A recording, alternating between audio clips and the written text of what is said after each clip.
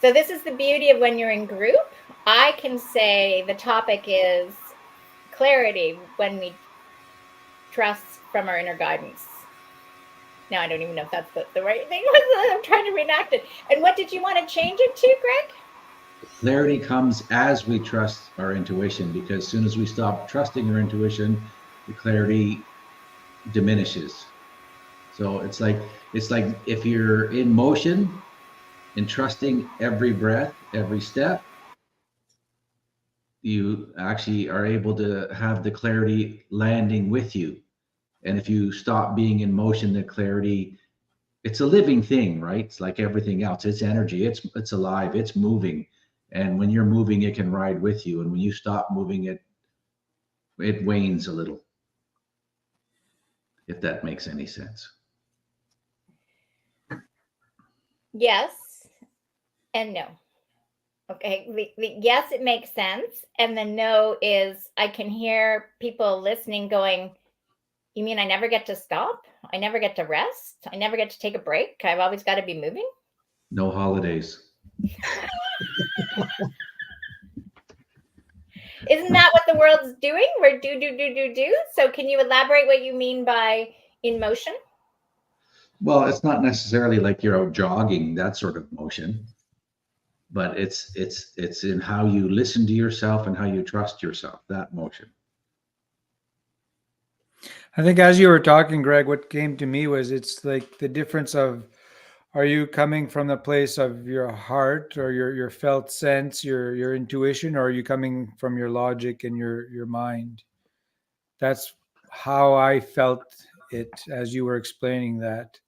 As soon as as you trust, well, trusting is you trust through intuition. You don't trust through your thinking mind. And so that's how I perceived it anyway. It's so you don't actually have to be in motion.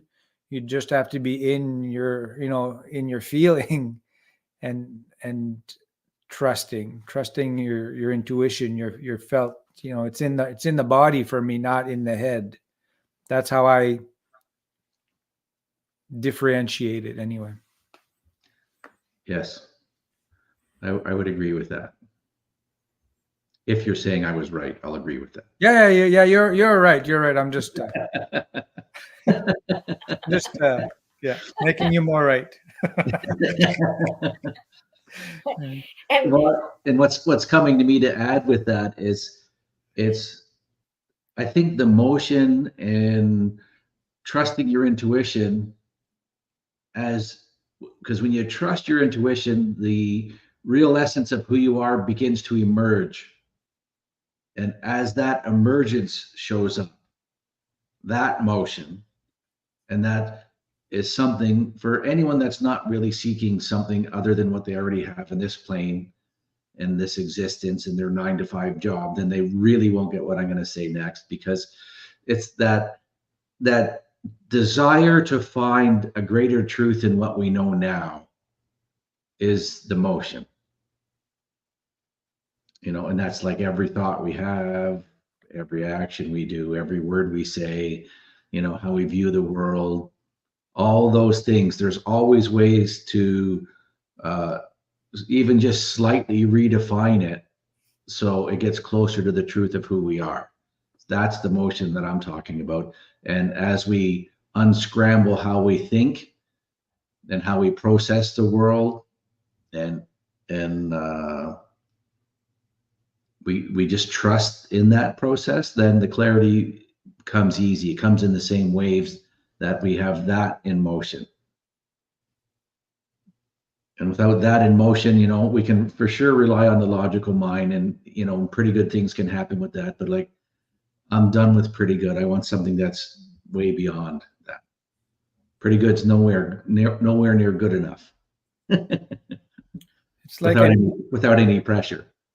It's almost like there is movement, there is motion, but it's almost an inner motion. Yes. It's like it's an energy, right? It's all there, and there's this energy in motion, the energy of life, the movement of life, or the universal energy, or whatever, whatever word you want to put on it, is always flowing. It's like this river of energy is flowing through the world and through our lives all the time. The motion is always there. And it's not something we can think our way into. It's something we have to feel our way through. That's what I was saying by it's in the body, it's a feeling, it's an intuition. So there's this greater energy flowing through our lives that we need to feel our way into. And then that's where the trust comes in, and just trust that inner feeling, that inner motion.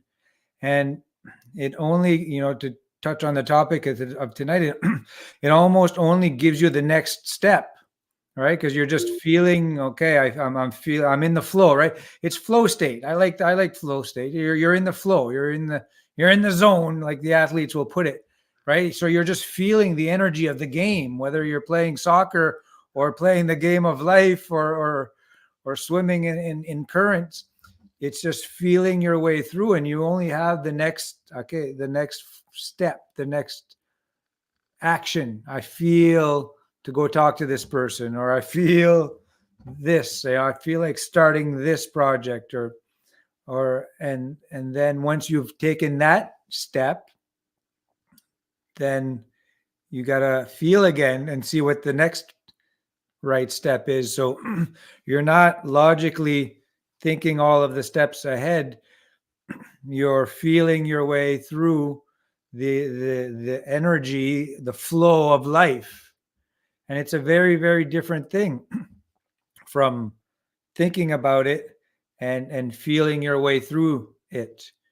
But it's like Greg was saying, if you're going through this energetic flow that's in all of us and flowing through us and flowing through life, you can achieve much, much greater things that you can never even conceive with your mind will happen, because the world, the universe is way bigger than us, and it's conspiring for us all the time. We just have to follow the guidance, but it's a felt guidance. It's a flow of energy rather than a logical sequential program. Whenever I've tried to start a project and think my way through, all the logical steps, as soon as I take the first step, everything shifts. I've just taken action, right? I've just taken a step forward. And then that step forward creates a shift in everything, right? I just made a decision. I made a choice. I took a step. I hired a person. I did something. Well, everything shifts in accordance to that step. So the whole logical sequence that I had planned out before I took the first step is now almost useless, because everything's already shifted. Everything's always shifting. So we can only just follow the next right step one at a time. That's how I see the topic of tonight, because you have to take action, and then everything shifts. The universe realigns to support the action you just took. And then you got to feel again to see what the next action is. And then with intuition, with trust, you take that next action, and then the universe realigns again to support that new action. So to try to plan a whole project out is a lot of wasted time. For me, I think anyway, this is my perspective on it. I think the analogy of the river Yeah. is great, because the river is always in motion. The ocean is always in motion, and it can seem calm, right? The river can seem calm. I've even seen the ocean almost seem flat and go, wow, that's amazing. That whole body of water can just seem like there's barely any waves, right? Like it's almost completely flat. Yet underneath, even in the winter when ice has come over here, right? Like on the top, it's still, there's movement underneath. And I think that's the concept, is when I look at what you guys are here, what you're just saying is the motion. That motion is always happening. And where we are in the river of flow of life is is the experience. And I'm also reminded of, if you watch the link I sent about the woman in Asheville, right? Like she said, you know, she was on the top of the roof and then the roof broke off and the floodwaters took her and her son and her parents. And there was a period of time where she was enraveled in the trees in the water. And she, you know, she was safe in that moment. Like she was safe. But what she heard clearly was, you need to let go and let the river take you. And I can't imagine what that would be like, you know, like when someone just says that, right? She's already seen her son and her parents swept her down, you know, and she's in this moment. And I feel that that's where people have to have the experience, because it's that calmness, it's that inner guidance when you have complete confidence that you're actually being guided to let go. She didn't say, let go and you'll be saved down the river. It was like, let go and let the water take you. And then she was taken, and she was finally stopped at a different place. And a couple hours later, a man found her. And I know for me, there are times where, you know, I had a spontaneous thought. I remember, you know, I was on Prince Edward Island. It was the end of August, and I was like, just thinking this will be a nice place to be here for the fall, right? And then there was a you know, like a very clear message, like, no, book the trip back to Costa Rica. And I was like, really, you know? And I'm like, okay. And the first flight I could get was like 7 days later. It was on a Saturday morning. And as I'm flying out of Halifax Airport, Halifax is bracing for the hurricane that's about to hit. And, you know, I'm posting as I'm going out at 6 o'clock in the morning, the picture of, you know, the airlines, and everything is canceled past 11 o'clock. You know, that was one time when the crane was knocked over, like in the downtown Halifax. So I was in Costa Rica, fine, missed the whole hurricane. I didn't have a clue that the hurricane was coming. I'm not one of these weather people that, you know, does the same thing. It was the same when I was in Costa Rica in 2020 and got the thought early to come back to Toronto. I hadn't even heard the word COVID. And I trusted and came back, and was back March 3rd before anybody ever told us to come back. And it was easy peasy, right? And then there was the thought to leave Toronto and go to PEI. And it was like, go now. And I had a package that was supposed to be delivered in the afternoon. And it was like, you know, it was noon, and it was supposed to come at 3. And it was like, very clear, go this moment.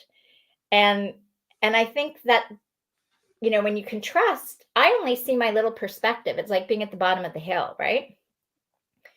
And source God consciousness is at the top of the mountain, and it can see everything. And that journey going from Toronto back to PEI was amazing, because everybody was on high panic. Quebec had already shut down completely. The gas stations were like, no, you know, nobody, you can't use the washrooms, you can't do this. Like, it was just, and those extra few hours, who knows what else could have happened. It was amazing to me to sense and experience all that fear, and then arrive in PEI and discover that, you know what, everything's like a whole other world here. So one step at a time, but I don't know what you're ever going to see on the journey as you go. You just go, like Frederick says, you just go, and then everything changes. And then everybody's got a part, right? So if Craig's supposed to join me, but he doesn't get the message, right? He ignores it, right? Okay, so Greg's not coming, right? So then how does that work? Is Elizabeth coming? Elizabeth's got the message, right? And then we all come together as a group, and then something else magical happens beyond our imaginations, right? None of us ever can truly know what is going to manifest.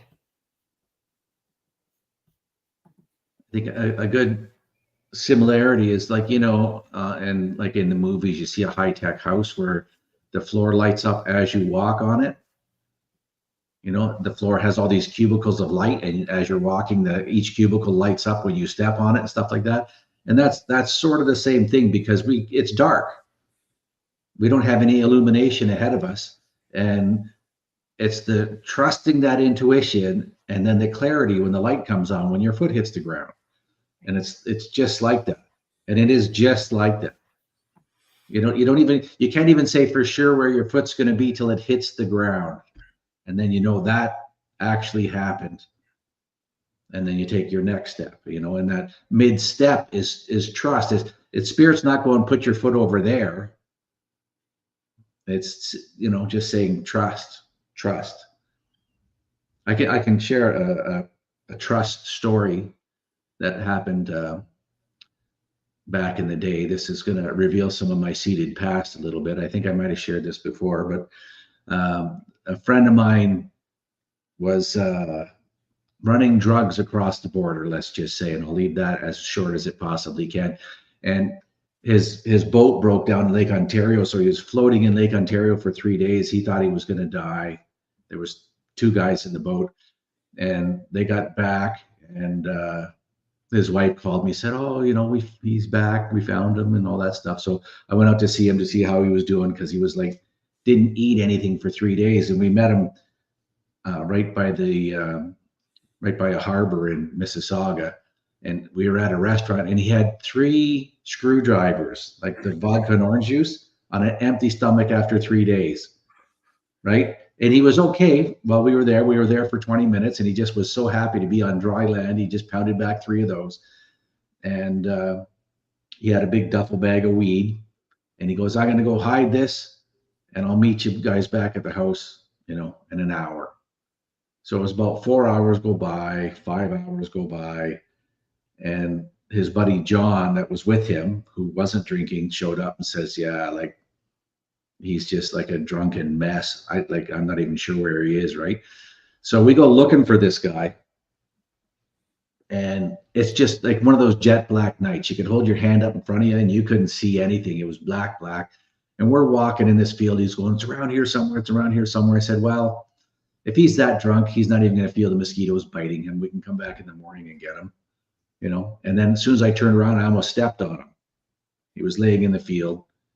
And so I had with me a friend of mine who was a great big guy. He picks him up. He's got him over his shoulders. And we're trying to walk through this field at night, and we couldn't see anything, right? And it was like weeds right up in our crotch, and it was like wrestling, the wild grapevines and hawthorns with the prickers on it. It was like really nuts. And this voice goes to me, "Greg, lead." So I said, like, to my buddy, I'm not going to mention any names. I said, "Here, let me walk in front of you." So I'm walking in front of him, and I didn't even feel a leaf touch my face. Nothing touched my body whatsoever. And we're walking, and I got my hands out in front, got my hands out because I'm expecting to walk into something. And this voice goes, "Put your hands down." And I'm like, "No." Keep walking. "Put your hands down." So I put my hands. Okay, there was a couple more times they prompted me, and I put my hands down. So I'm walking, and this voice goes, "Close your eyes." I'm like, "No." So there was a couple of prompts for that. So I closed my eyes, and we walked right out of that forest without a leaf touching us. And my buddy, who's a completely atheist human being, he goes, "How did you do that?" And I laughed. I'm going, "You wouldn't believe me if I told you." And I just let it go at that. And we just walked right out. Like I didn't feel a single thing touch my physical body whatsoever. And before that, like we were almost tripping and falling. It was like totally entangled. And and I'll say for sure, I was very, very reluctant to trust. But And then you're going to say, but after that experience, you were like totally on board to trust at any given moment because it was just so way out of your. no, I questioned every step of the way since. And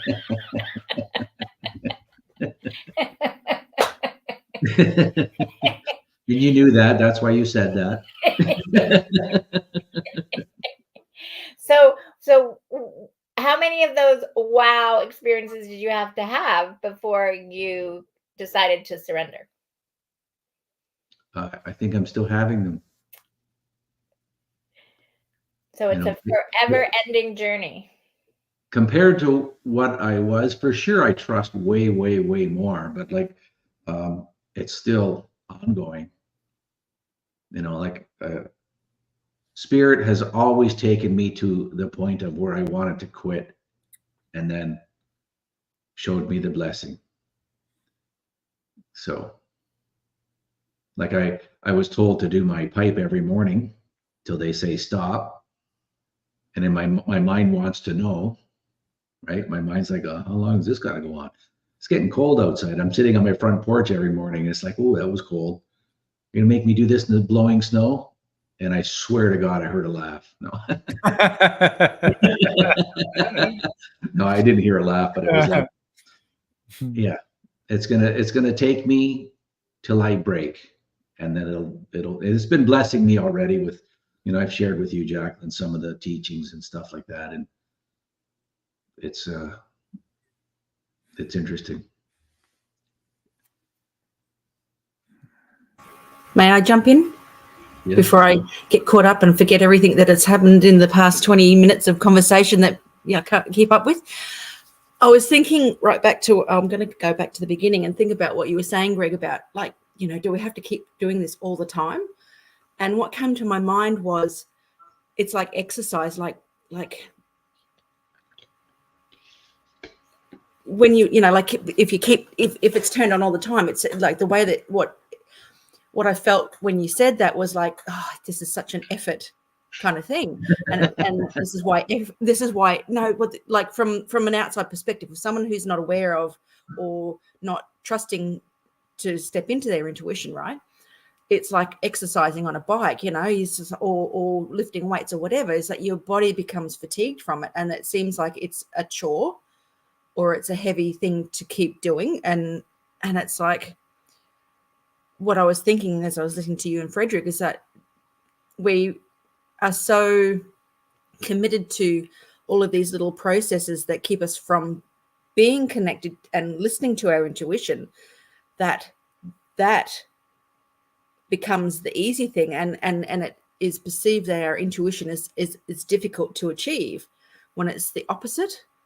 It's like they say, it takes more muscles in your face to frown than it is to smile. But a lot of people spend more of their time frowning than smiling, and I came across a little short video the other day of a man talking about how we become addicted to all of our little things, and I was listening to that and I was feeling how I felt. And at one point I would have gone like, I'm not addicted to that. I'm not addicted. That's, and that would have been something that come up in me that was like, no, I know what addicts are. I know that to be addicted, that I'm not that.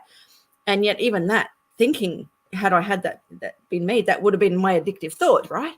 So it's been interesting listening to you all talking, because it is true. I will sit here and say, well, yes, I am, because I still have thought processes come up and beliefs come up, and this is the addiction side of it. I believe this. I'm committed to this. I'm involved in this. I have a really strong relationship with this, and it's when I am,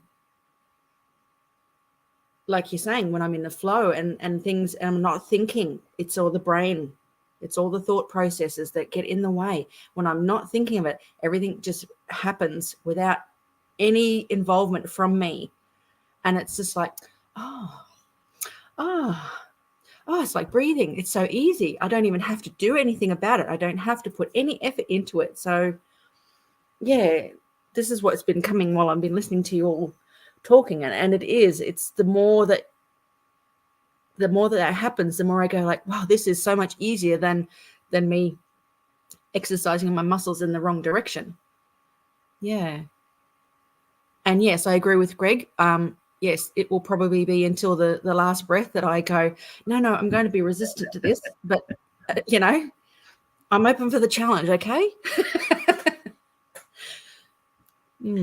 Like you're right. And sorry, go ahead, Frederick, go ahead. I like the analogy of it's like exercise. It's like, it's not like, oh, once you start exercise, you exercise for a little bit and then you're done, right? It's not. Once you start exercising, you get into the rhythm of liking, how good you feel and improving your physical, ability, and so you want to keep exercising, keep growing your strength, right?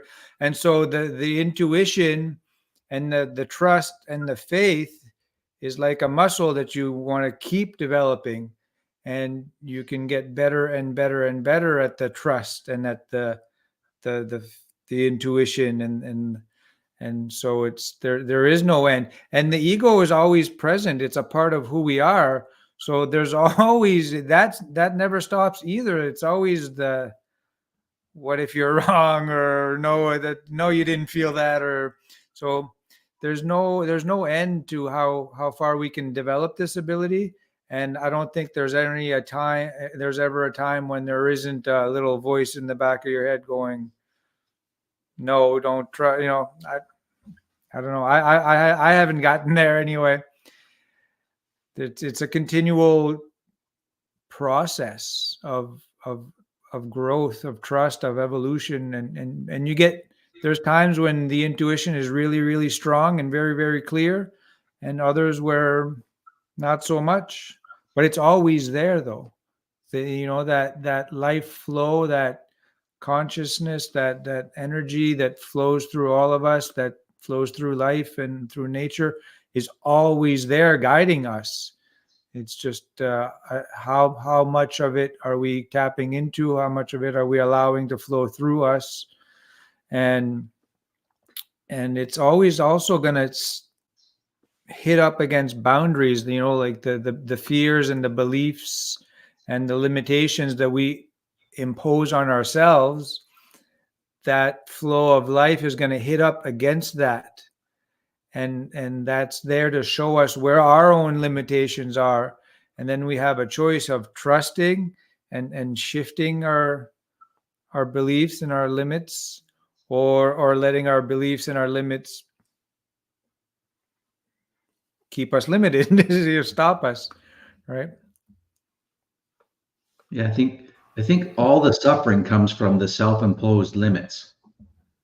And we have those moments, like we talked about this the other day, like when we have those moments where you're not thinking about it and you're just feeling it and you're just moving with it, it's effortless. Like you were saying, Tanya, like it's like when you start thinking about it is when you trip and fall, right? And when you're not thinking about it and you're just relaxed and you're having one of those sweet spot moments, it is literally effortless. There's like no effort to it. So I've come to the conclusion that 100% of all of my sufferings is not done to me by anything but me. Like 100%. I used to kind of give it 50-50 at one point. And I kind of slowly worked my way up, and I'm willing to commit now at 100%, because when I reflect back, everything that ever caused me pain, I had option. It's like it's as basic as a left and a right turn. I always had an option, and I chose the pain. Which then reveals to me about myself that I feel I deserve to suffer still, because I am not worthy of an effortless life. And I disagree with that statement now. I find for myself though too in that I'm with you on that one, that even when I self-inflict myself with something, my perception of it now is different, in that I'm okay with the fact that I have entered into that experience for myself. There's no longer the need to flog myself for doing something wrong, because there's no wrong. It's just my perception of, or my belief that I hold, that my life should be, the sun should shine out of my ass at 100% of the time, and that everything is hunky-dory all the time, and I'm wonderful, and everything looks great, because Just not always. Sometimes you have experiences that you're walking along feeling wonderful, and then something happens from someone else. It's my perspective of how, how I approach that and whatnot. But now is just, well, that was interesting. I didn't like the feel of that. I had it. Okay, that's good. Let's move on. Or I might be having experiences where I'll go, oh, well, I'm going to wallow in this for a little bit. And then I'll step out of it.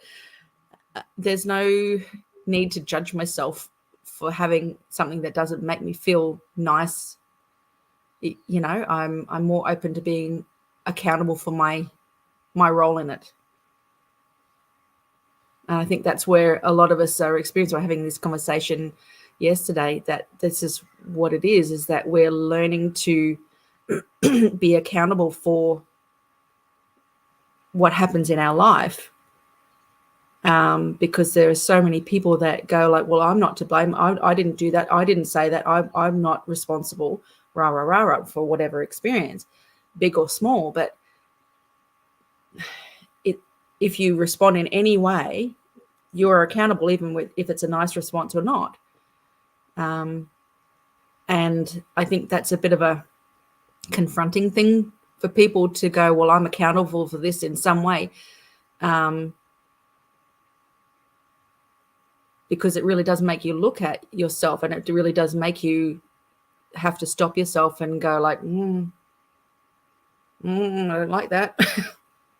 So, yeah. But when it comes to, for me, when it comes to back to intuition and that, and being more willing to step into this and listen to this and follow that I'm being guided to, it becomes less confronting and less painful, because I'm willing to let go of my beliefs on that.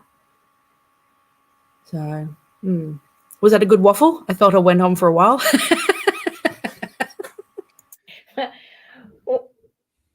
Well, in the waffling is what made me think about, so I gave examples of when I felt like I was guided and, it worked to my advantage. And then I feel like I got training on being guided when it wasn't working out perfectly, right? It was, and what the guidance was to, what I was noticing was, do I have that story? Like you said, am I flogging myself? Am I like, oh, maybe I didn't listen clear enough. Okay, maybe I should have waited a few more minutes, right? Because I'm not quite in sync.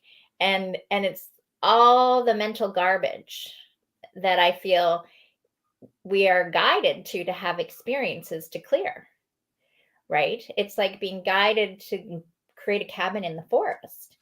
I never would have, you've heard me say, I never would have known I had so much fear around being in the forest unless I was in the forest having the experience. So, I would have been the ocean girl, stay by the ocean, everything's woohoo, kumbaya. But since I followed my guidance, I got to experience things that I didn't know were even there. And some of that's not comfortable. Some of it's like, yeah, get the frig out of here. Yet it got me to know me and my truth more, right? It got to even see my story of, oh, inner guidance only is great when you're in the right moment, the right time, in the right place, because it's still right. You couldn't be in the wrong moment, the wrong point, in the wrong place, because that would be wrong. But if it's always leading you to the right place, and this is where I am, then it must be right.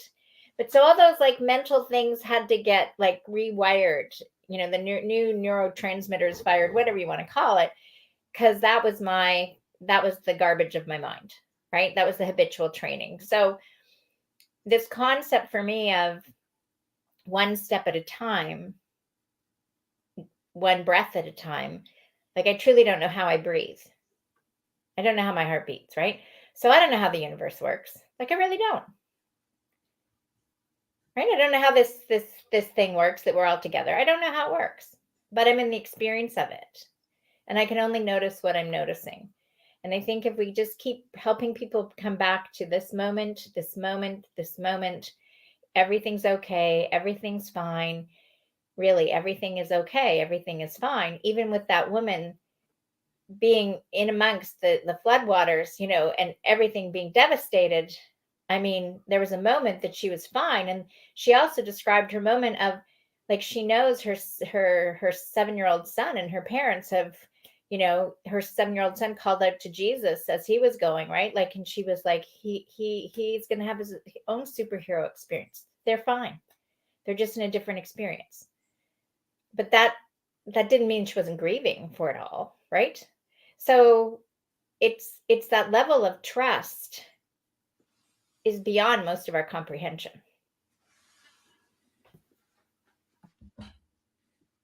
What do you think, Elizabeth?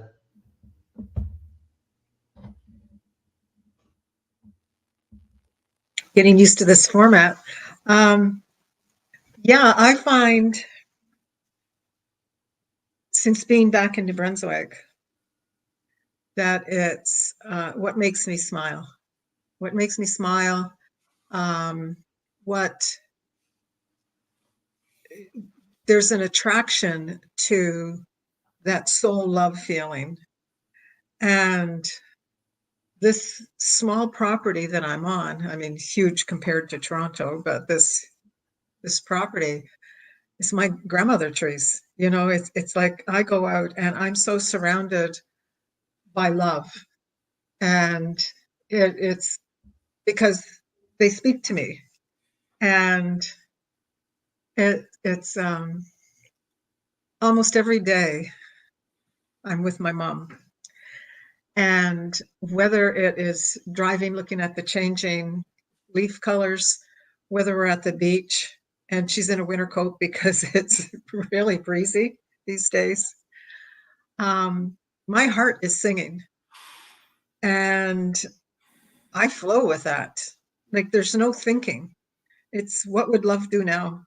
It's getting here was not easy because for 2 years I said, I'm not doing this. I'm not returning to New Brunswick. No, you can't make me not doing it. And I'm here. And it is, I don't know what's going to happen, but I'm letting go of the don't know tomorrow, because right now feels good. And when I get a hug from my mom, I mean, it's like, wow, she's 100 years old. It's like she could go tomorrow. I don't know how I would feel about that.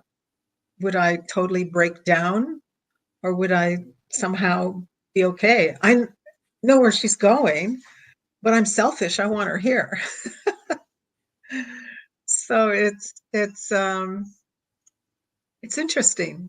Being in the moment is a lot easier than worrying about the next moment. It's just there's a flow. Doesn't mean that there aren't issues, there aren't naggly things, but truly being in the moment. And I've got a running dialogue. It's like, all right, give me a rest, like bugger off for a while. But one moment at a time, this moment, the next moment. And if I'm smiling and she's smiling, we'll be driving, and all of a sudden I'm just grinning like a fool, like just grinning because the trees are talking to me as I'm driving, and it's like, it's awesome. I wish everyone had that experience. So it's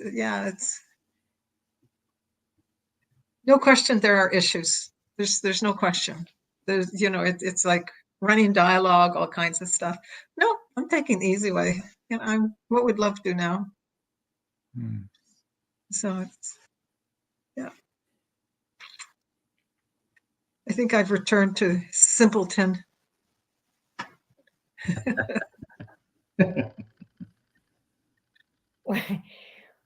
There, I had some sort of thought about that today. Is this going back to the land, and it's there's so much joy working with the land, or being in the ocean, or listening to the trees, and it's completely, like, it's completely different, right? When you were fishing last week, Greg, than being, on Facebook or social media, or listening to the news, or just chit chatting with, family and friends. It's a whole other vibe.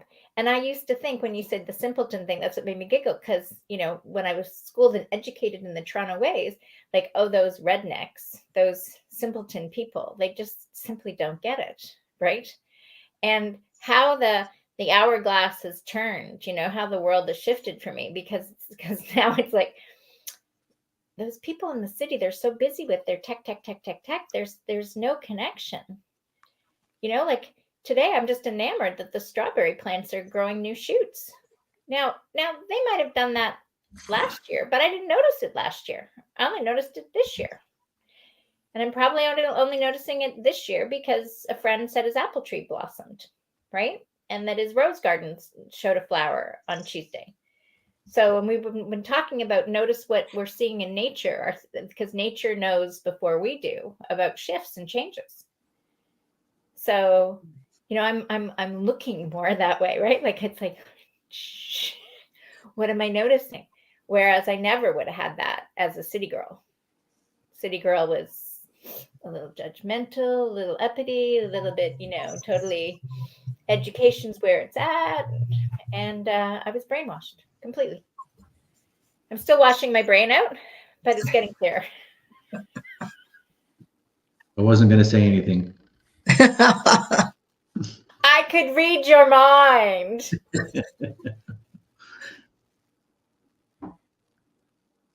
Yes, it is true. It's the simpleness allows for way more joy.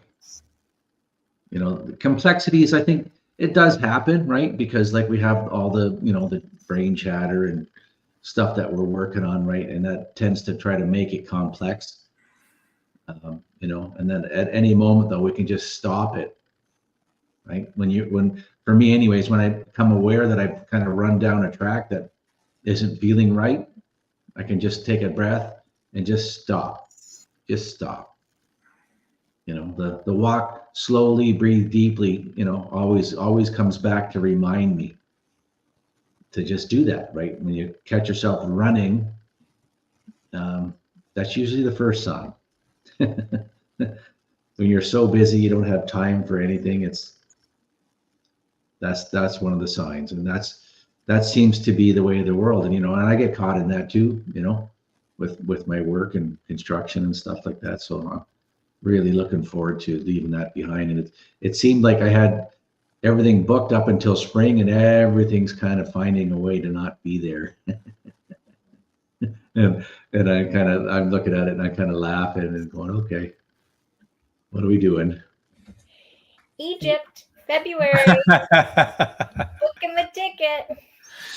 Where I'm thinking about somebody listening to us kooks talking about this free flow life shit stuff and going, those guys, how do they get anything done? Or how do they, and I'm just thinking about this in my head as I think it's important to note or to say that you have to know what you want. You have to have, it's not like, anyway, in my perspective, it's not like I get up every day and have no idea what I'm going to do or not have any goals in my life or anything like that. I know where I want. You need to know where you're going, in a sense, have a direction of some sort, right? Like a goal that you're trying to accomplish.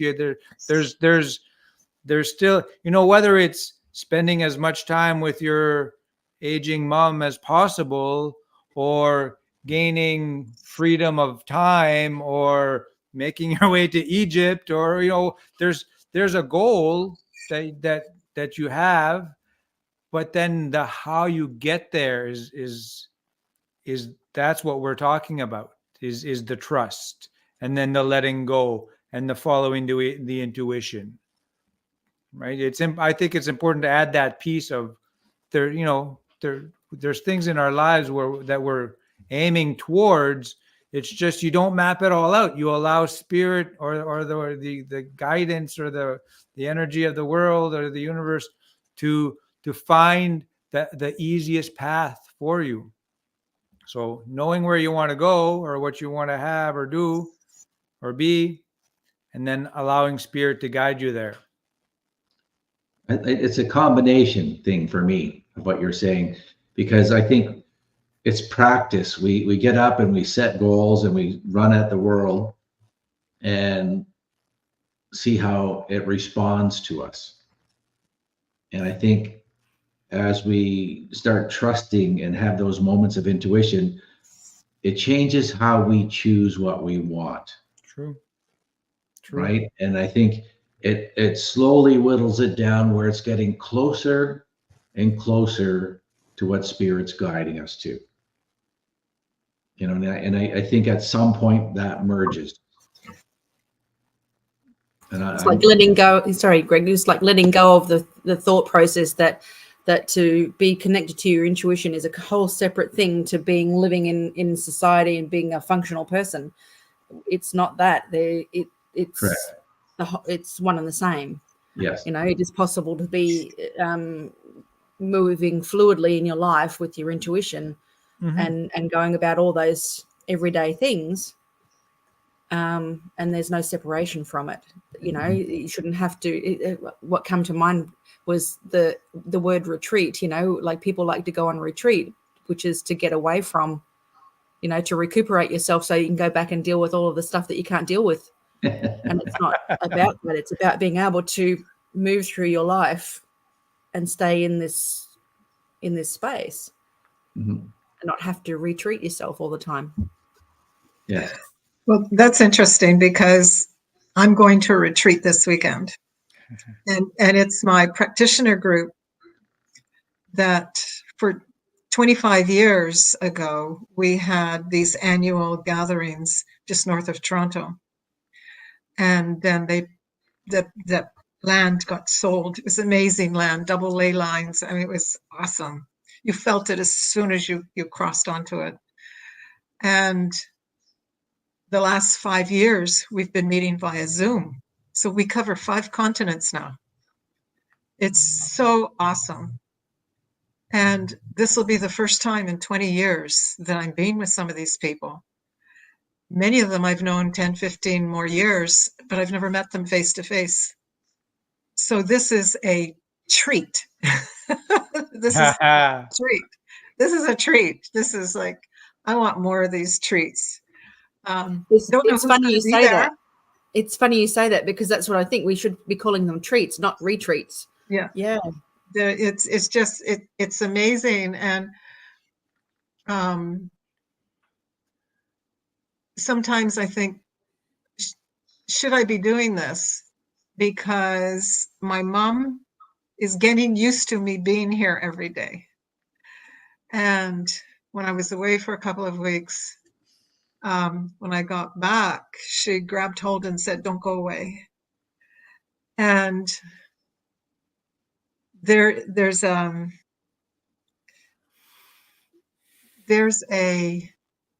honoring, there's listening to her heart and what's going on. And it's not about stopping what I'm doing.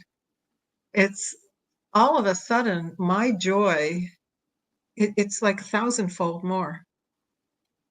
It's very, very interesting. But I'm going to the treat anyway. And I've booked another day and a bit one. So I'll be in Toronto on Thursday next week. And that is intuition. That is trust. That particular, these things, it's like, just do it. You know, it's like, stop thinking about it. Just do it. It feels right. And so to have, I don't want to say responsibility, but sort of responsibility to someone who is 100 years old and has been quite alone. What's also coming is, and I felt this for a long time, I would love to be doing something to reinvent what happens to our elders at the end stages of their life. And when I say, Mom, I'm going to live to be 150, she says, me too. Right? Without thinking about it, me too. So she's swimming now. And yeah, so I had no idea that I'd be doing any of this. And I can't stop smiling. You know, it's like, it's an honor. It really is an honor. And but at the same time, you have to, I'm finding I'm needing, and this is intuition, and I'm not sure where it's going to go, but I'm feeling like I need to be giving one day a week just to me. And I'm not sure what that's going to look like without feeling guilty that I'm not with her, to make sure she's okay for that time. You know, like I can communicate better with trees than I can in a moment. How is my mom feeling in that moment? When you've been taken out of your home and placed in a place that I don't think anybody should be placed, I think the brain just goes away. And so, yeah, I have a feeling I know where it's going. And I'm totally reinventing all of this. This is heart-centered. And yep. I was gonna wait till after this show and talk about this, but then the moment is now. So I've always thought of the land where I'm living here to have a space for elders, that they can live in their own space and yet be surrounded by loved ones, by community, and I was lucky enough to be part of this really great project out in Vancouver Island, where they would bring the youth and the elders together in nature, and the elders would just teach traditional knowledge and skills to the youth. And so you're getting this dual benefit of the youth learning from knowledge keepers, and the elders, still having purpose and being honored for their wisdom and their knowledge. And I see that here on this property, developing slowly, where we create both a space for teaching and a space for elders to just to live out their life in community. Well, Aaron had sent me, I don't know if any of he sent it to you, but a post on in a Dutch nursing home.